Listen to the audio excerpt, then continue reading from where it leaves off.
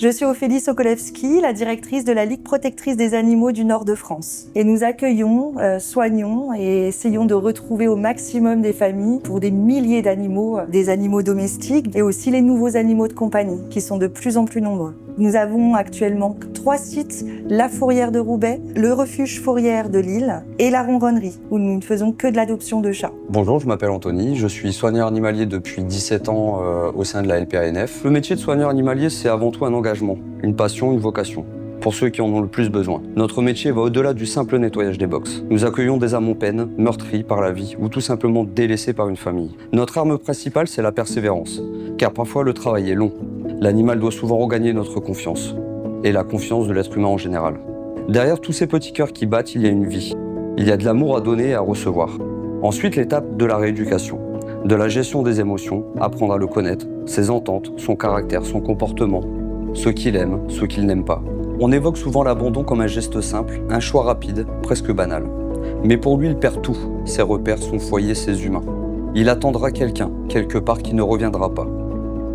Ce regard-là, c'est celui de l'espoir, celui qui devrait nous faire réfléchir. Un animal n'est pas un objet que l'on déplace ou une chose dont on se sépare quand tout devient difficile. Lui nourrira cet espoir d'un retour imminent. À chaque voix, à chaque porte qui claque, il lèvera la tête en se demandant si c'est pour lui. L'association est reconnue d'utilité publique depuis 1966, ce qui donne un certain avantage pour nos donateurs au niveau fiscal. Nous avons également une mission au niveau de la population des chats dans le cadre des campagnes de stérilisation. Les mairies peuvent faire appel à nous pour venir trapper ces chats, les stériliser et les relâcher en tant que chats libres. Bonjour, je m'appelle Charlotte et je suis assistante vétérinaire à la LPA de Lille. Donc l'animal, il arrive chez nous soit trouvé par des personnes à l'extérieur, soit on nous appelle pour venir le chercher, soit il ramène directement. S'il n'est pas identifié, on réalise les premiers soins, donc les vaccins, les antiparasitaires.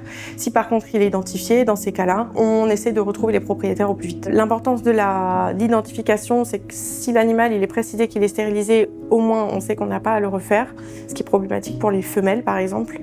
On n'a pas visuellement de possibilité de vérifier sans réopérer l'animal, donc c'est un petit peu dommage. Et une fois que tout est fait, on vérifie l'état de santé de manière générale pour pouvoir le placer à l'adoption. Peu importe le souci de santé, en général, on le précise simplement pour les futurs adoptants.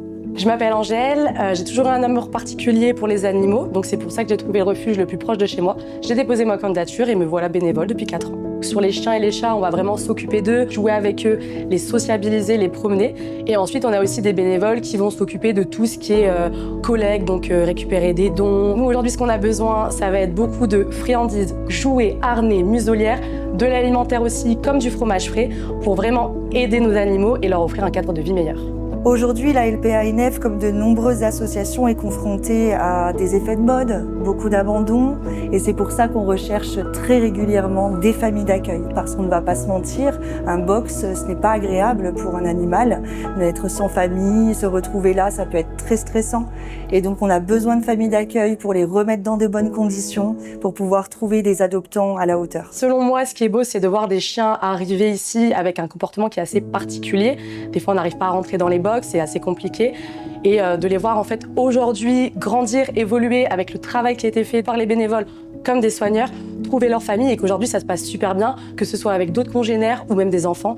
Et ça, c'est vraiment une victoire pour nous. Si vous souhaitez nous aider, tout simplement nous rencontrer, n'hésitez pas à nous suivre sur nos réseaux sociaux ou de venir directement au refuge. Nous serons heureux de vous y accueillir.